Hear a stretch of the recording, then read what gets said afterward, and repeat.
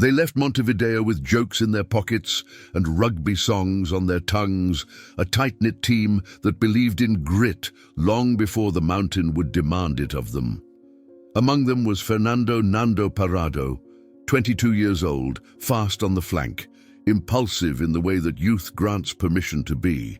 His mother, Eugenia, and his beloved sister, Susana, Susie, had joined the trip, a rare treat that made the team feel more like a family. The aircraft, Uruguayan Air Force Flight 571, wasn't glamorous, but it was theirs for the day, a charter with familiar faces and the warm buzz of expectation. Santiago, Chile, lay just across the Andes, so close in a straight line that nobody considered the mountain's reputation for swallowing certainty whole. There are quiet decisions in life that become loud only in hindsight. The refueling stop, the weather, the moment a co-pilot reads the instruments with a confidence the mountain will later contradict. When the plane cut into the cloud like a knife into wool, nobody on board could see the serrated teeth waiting beyond. Then the mountain rose, too immediate, too final. The pilots pulled, the fuselage shivered, the wings scraped a ridge and tore away like paper.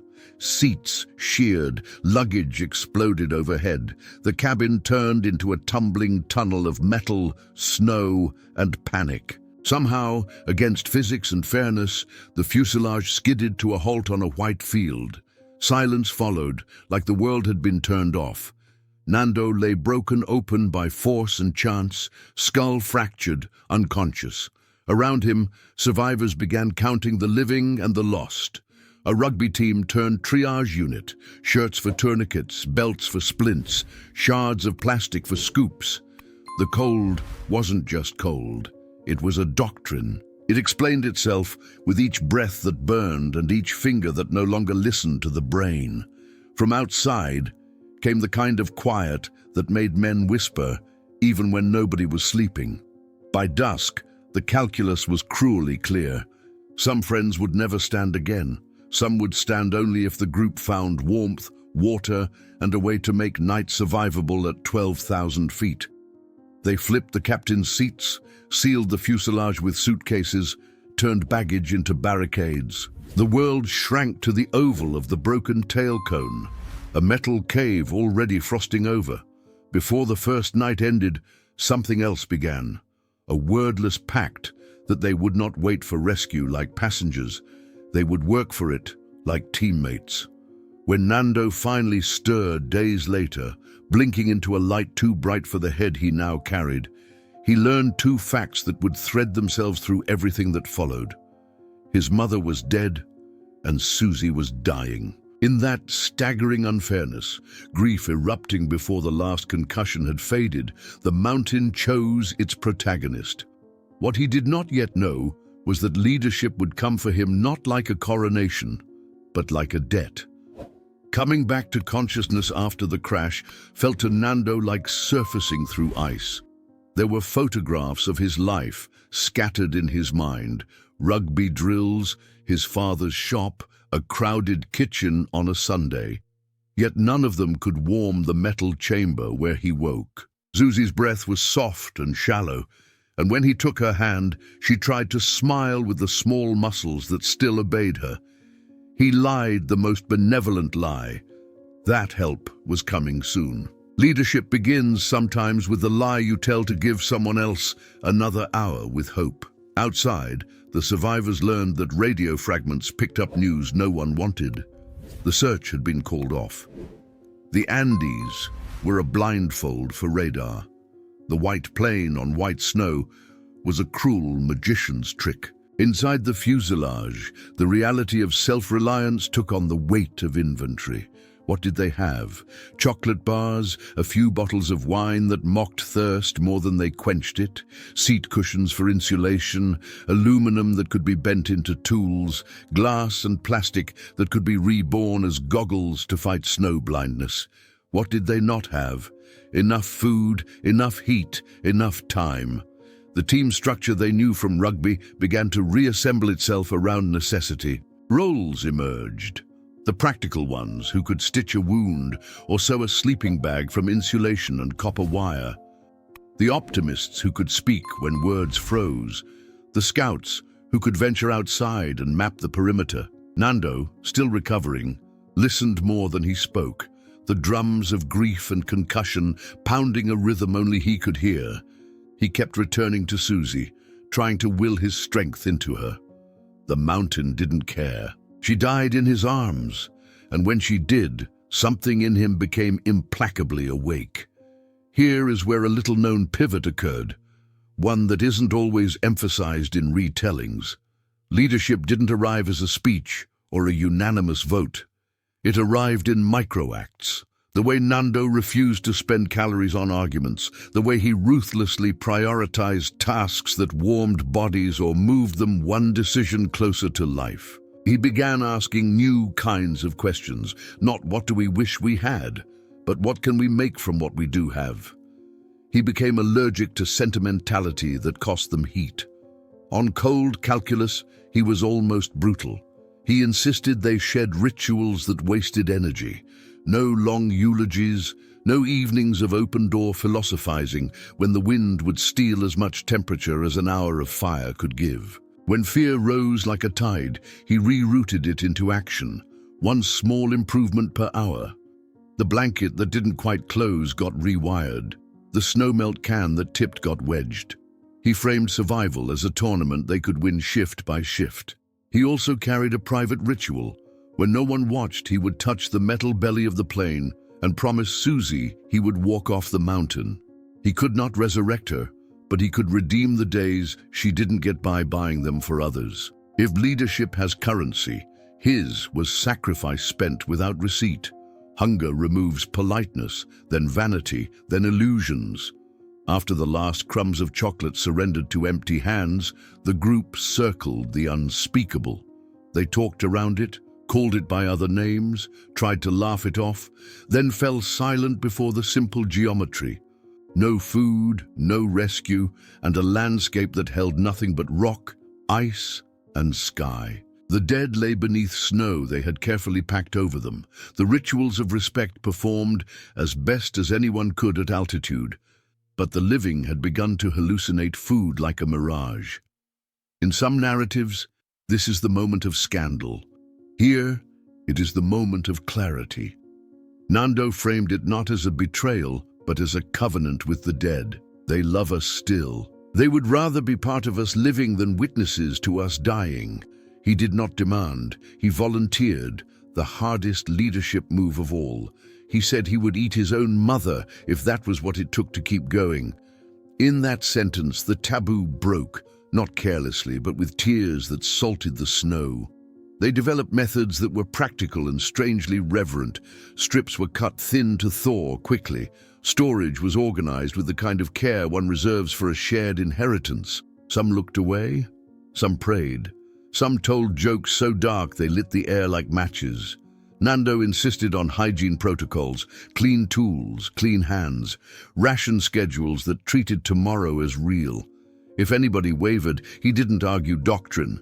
He simply laid out the arithmetic. I want to take you home. I cannot carry you there on wishful thinking. There are surprising footnotes here.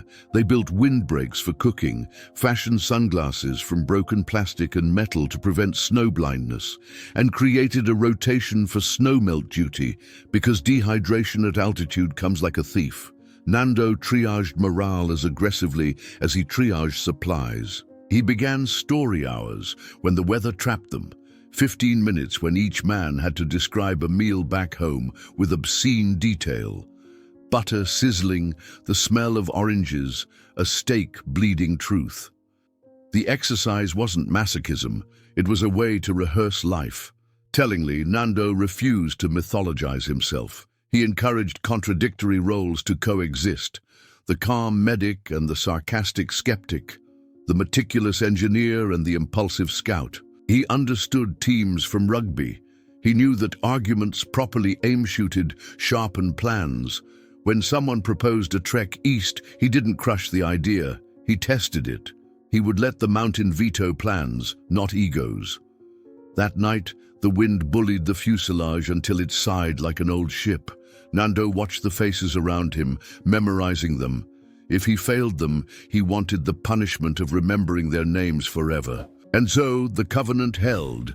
The living sustained the living, and the dead, friends, teammates, loved ones, traveled inside the bodies of those determined to finish their story. The radio brought a verdict. Official searches ceased. The sentence landed not like news, but like weather, inescapable. With nothing to wait for, waiting turned into a liability. Nando gathered the men and proposed a framework that would guide every hour, protect heat, prevent injury, plan a way out. He divided the day into blocks: repairs, water production, scouting, sleep, because discipline is a furnace when you have no firewood. He pushed for engineering with scavenger hunt creativity. Seat foam became insulation. Ventilation holes were calibrated to trade oxygen for heat at a rate they could tolerate. Waterproof liners were cut from luggage to keep socks dry. Makeshift crampons used wire and plastic for grip. They built a solar snow melt device by polishing metal to focus sunlight into a tin can, saving precious fuel. Ingenuity as survival interest accruing slowly. Nando's leadership took on a psychological edge. He instituted a rule: no catastrophizing without a proposal. You could voice fear, but you had to attach a possible fix, even if it was absurd. The rule cleaned the air. People still felt terror, but terror no longer freeloaded. He also set readiness stakes for the inevitable expedition. When we go, he said, we go with systems. That meant sleeping bags, hand-sewn from insulation and vinyl, goggles to keep snow blindness from blinding their shot, footwear reinforced with leather from seatbacks, calorie bundles prepared into lean, jerky cut for portability. His idea of hope was measurable: inventory, repairs, maps scratched into metal with a key. There was a little-known ritual of his. Before any outside foray, he spent a minute pressing his palm to the fuselage wall and counting heartbeats to 20. The private ceremony returned him to rhythm, converted panic into tempo. Then he would move. The first proper climb to a higher ridge delivered a blow. The geography contradicted the fantasy that the Andes were a ring with a door. From the crest, mountains ran to the horizon, a white armada. The nearest path out was not near. He brought the reconnaissance back, like a doctor bearing difficult imaging. He did not sugarcoat it. He translated it into calories and days. We can't sprint, we can only persist. Weather turned the fuselage into a clock with no hands. Inside, they argued about maps like lovers quarrel over future apartments. Nando let debates run until they threatened to bleed heat, then cut them short with a referee's whistle. He had begun to sound like command without ever declaring it. One night he dreamed he was crossing a perfectly drawn line in snow. On the other side, the air smelled like grass. He woke with a plan that felt not like inspiration but like memory.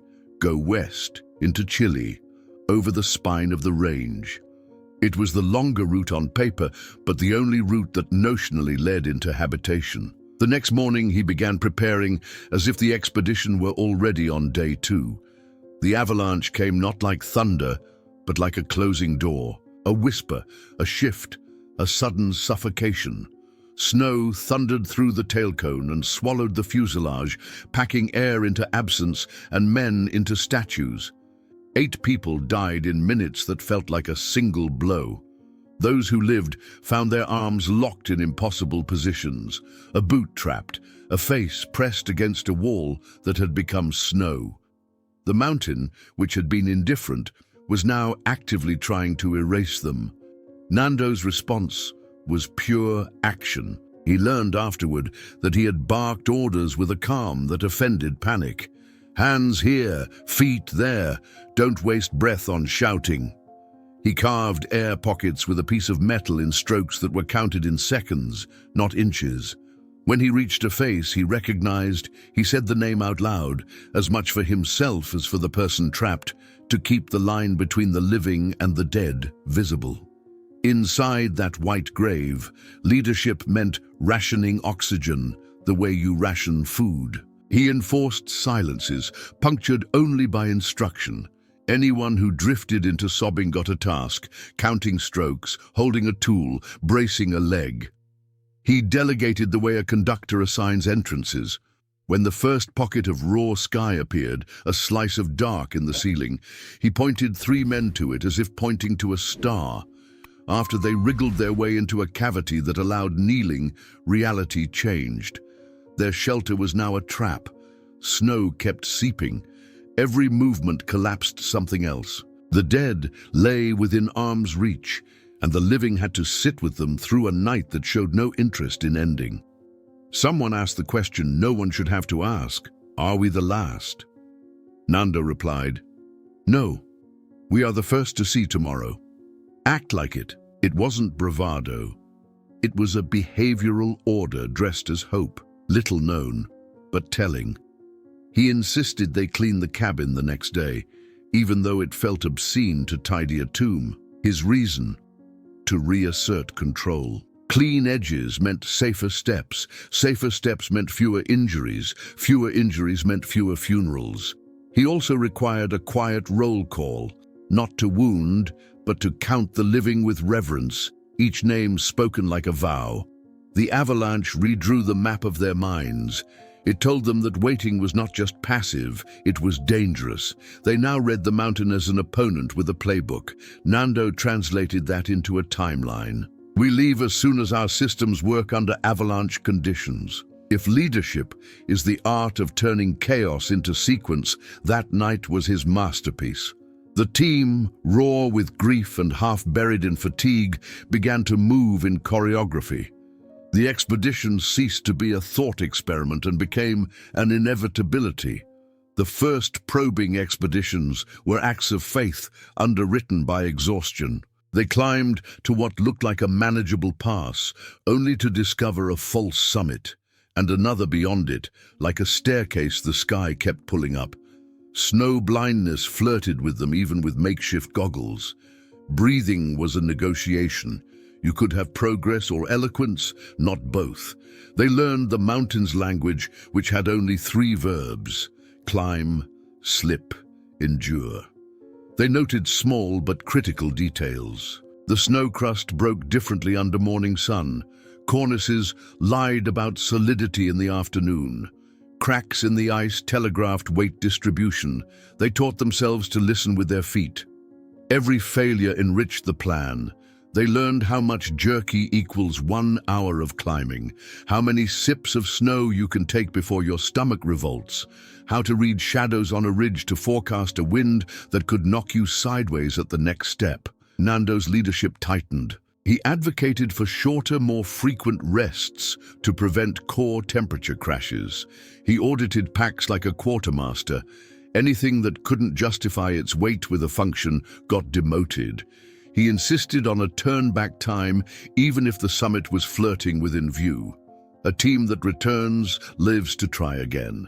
He enforced humility the way coaches enforce drills. There were surprises even for those who have read the headlines. On one ascent, he halted the group not for danger, but for lesson time. He showed them how to probe a slope with the shaft of a broken ski, how to build an anchor with a wedge of metal and a prayer. "If I fall," he said, "you'll need to know how to arrest a slide." He trained redundancies into their system. More than one man could navigate, more than one could splint a limb, more than one could read their paper-thin map scratched into aluminum. A moral weight pressed down as unforgivingly as altitude. Just beyond the fuselage lay the cemetery of their friends, marked by memory more than by snow. Every departure was a leave-taking that felt like betrayal and salvation at once. At night, those not on watch lay with doubts curling under their sleeping bags like cold. Nando handled doubt like any other danger. Name it, plan for it, get back to work. On a pivotal sortie, the view from a higher, truer summit delivered the map they had needed. A white ocean to the east, a broken descending terrain to the west that hinted at geology softening toward valleys. It wasn't a guarantee, It was a direction. He returned to the fuselage with eyes that had memorized west the way sailors memorize a lighthouse. The team sensed it. The mountain had finally told them something useful, and Nando knew how to hear it. In the days before departure, the fuselage became a workshop.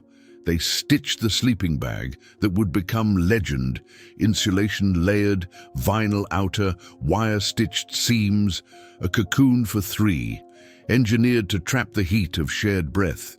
They reinforced boots with strips of leather and wool socks doubled with rags. They taped ankles because an injury would be a sentence. They calibrated rations, carefully cut portions wrapped and labeled by day. Someone quipped that it felt like preparing for a camping trip to the moon. The team's selection was a cruelty of arithmetic. Many wanted to go. Too many bodies on the move would bleed calories. It narrowed to three: Nando Parrado, Roberto Canessa, and Antonio Tintin Vizintin. Each carried a different strength. Parrado, the relentless tactician; Canessa, the medical mind and the kind of physical endurance born of stubbornness; Vizintin, a workhorse heart. Nando framed the mission plainly: go west, find help, return with helicopters. The audacity fit inside a single sentence. There is an overlooked tenderness in these days. They wrote letters to parents, to God, to the version of themselves that might not come back. Some tucked notes into the fuselage like time capsules. Nando's private goodbye was more a commitment than a farewell. He knelt by the place where Susie had lain. I'm leaving to bring them home, he said, not out loud, but with the kind of vow that leaves a scorch mark on the soul. On the morning they left, the air did its Arctic indifference act. The sleeping bag went on like armor. The first steps were deliberately small, almost comically so, but Nando enforced them, warming the body as if it were an engine that would seize if revved too fast. The plane shrank behind them, a metal womb refusing to stay maternal any longer. The faces at the door were a mix of pride and terror. When Vizintin later turned back, a strategic decision to extend rations for the remaining two, Nando absorbed the loss without ceremony. Less weight, fewer arguments, more chance. A curiosity often missed. They navigated with sun position, slope angles, and memory of ridgelines as if they were streets. Nando taught himself to read snow-like contours, estimating which drifts concealed crevasses by the soft grammar of their edges. At night, he insisted on wet-foot protocols: dry socks, feet warmed under the abdomen, frostbite checks in a whispering roll call, even when fingers were too numb to trust themselves. Before sleep, he told Canessa a vision he would retell for decades. On the other side of this, grass high as the shin, a horse, a river you could drink without melting. We're walking toward the color green, he said. It wasn't poetry. It was navigation for the heart. The crossing was a 10-day argument with altitude. Slopes tilted at wrong angles to hope, ridges narrowed into the width of fear. They learned to kick steps so deliberately that each footprint felt notarized. The sleeping bag for two became a nightly truce with the cold. They breathed into it until frost turned to damp, and damp threatened hypothermia if they didn't wake in shifts to vent and reseal. There were almost comic miseries. Boots that froze into shapes like souvenir casts, a can of something unidentifiable that tasted like metal and victory, a patch of ice that slid them down 10 meters into a basin and stole half an hour of swearing to climb out. And there were holy minutes, a windless noon when the summit ahead looked like a bridge, and for once the mountain didn't argue. On the highest pass, they performed the smallest of sacraments. Nando took out a strip of fabric, a piece of clothing borrowed from the dead, and tied it to a bent wire as a flag, not a planting of conquest, but a thank you. Then they turned west, and the world tilted down. The snow slowly relaxed its monopoly on color. Rocks darkened, air thickened by barely measurable generosity. They laughed, and the sound didn't shatter. Another lesser-known detail: they tracked daily distance not in kilometers, but in songs remembered. Each remembered song was roughly a certain climb time. It was a gamesman's clock, to pace the heart. Nando led with tempo, pushed to the chorus, pause at the bridge, breathe through the last verse. It sounds frivolous until you realize it's what pilots do with checklists, what runners do with splits. He weaponized rhythm. On a day that would gild memory forever, they saw contradictory miracles, moss clinging to rock and a watershed flowing down and away. Snow gave way to patches of brown, then green. They descended into gullies where water ran loud. At the first river that roared like an impatient crowd, they screamed back, faces wet and childish with triumph. Civilization wasn't in sight, but its ecosystem was. Desperation pivoted into direction. They found a shepherd's trail that argued for people nearby. Late on the final day, they saw a man on a horse across a widened river. Nando shouted until shouting became wind. The muleteer, Sergio Catalán, couldn't cross. The river would eat horse and rider, but he understood everything in an instant. The faces, the clothes that looked like a museum of wreckage, the myth that had just walked out of the mountains. He threw bread across the water. It landed on the wrong bank. They laughed like madmen. He returned the next day with paper and pencil. Nando wrote, "I come from a plane that fell in the mountains." He demanded help, and the world at last answered. The logistics that followed are a study in precision under adrenaline. Carabineros took statements, helicopters were mustered, coordinates translated from remembered peaks into contour maps. Nando became a guide, not just to a location, but to a sequence. Where to land safely, where to dig, how many survivors, how to triage frostbite and malnutrition on arrival. He insisted on flying with the rescuers. "I know the exact hollow where the fuselage sulks," he said. It wasn't bravado. It was an engineer's confidence in reference points carved into his brain. As the first helicopter thumped toward their white valley, emotion behaved like altitude weather, shifting every second. Nando rehearsed the approach in his head. Crest this ridge, dive that gully, pivot on the black tooth of rock. When the pilot saw the glinting fuselage, the machine hung for a breath, as if paying respects. Men below stumbled out, blinking into rotor wash, their faces strange with sudden hope. The crew handed down blankets and joy in equal measure. There was laughter that sounded like weeping, and weeping that sounded like laughter. A lesser-known scene. Nando stopped a man who tried to sprint to the chopper. "Walk," he said, "or you'll trip and cost us a seat." Leadership persists even in paradise, especially in paradise. He counted bodies, checked names, and argued with a clock that cared nothing for sentiment. 2 flights would be needed. He delivered a promise to those left for the second sortie, a promise that weighed more because all his other promises, impossibly, had been kept. "We'll be back." The second helicopter returned with medical staff who spoke the language of electrolytes and vitals. Men who had once rationed snow now held mugs of broth like relics. The pilots banked to avoid a downdraft, and below, the Valle de las Lágrimas, the Valley of Tears, lived up to its name in the best way. When the last survivor lifted away, Nando had a moment alone with the mountain, the rotor's echo still in his bones. He stared at the corridor he and Canessa had cut through white desolation and felt not triumph, but relief shaped like gratitude. They flew toward hospitals and headlines, toward a world primed to misunderstand and marvel in the same breath. The team that left Montevideo as boys in jerseys would return as men with names the world would learn, their story both miracle and manual. In the years that followed, the story bent around Nando Parrado in 2 currents.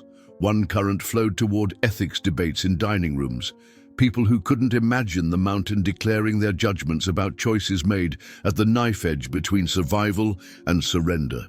The other current flowed toward gratitude, a quieter river where strangers said, "Because you kept going, I kept going." Nando learned to stand inside both weathers, to explain without defending, to grieve without drowning. He rebuilt a life with deliberate slowness. He married, became a father, a businessman, and eventually a speaker whose voice landed not like thunder, but like clear morning. He kept certain rituals. Every birthday was borrowed time, celebrated without apology. Every mountain was a teacher he acknowledged without romanticizing.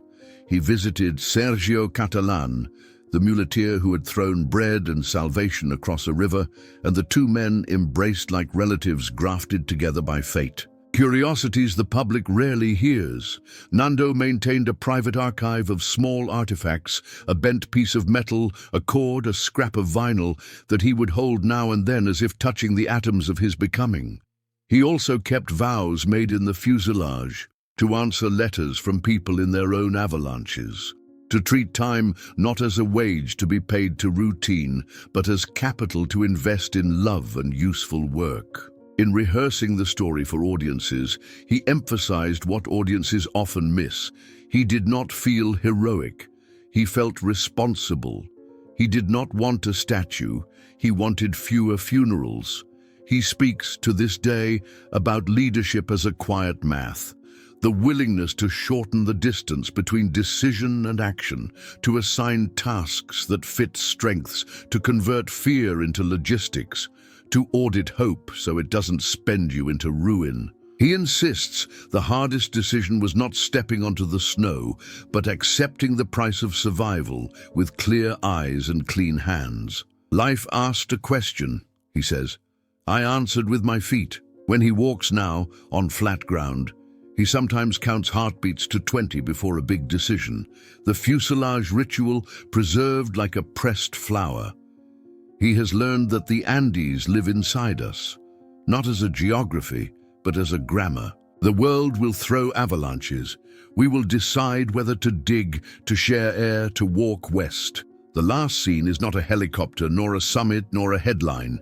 It is a man in a kitchen, buttering bread with reverence, placing it in front of a daughter who will never know the precise calorie math behind a father's smile. Leadership, in the end, is ordinary love endured under extraordinary pressure. Nando carried 16 lives out of a white prison. Then he did the harder thing. He carried life forward.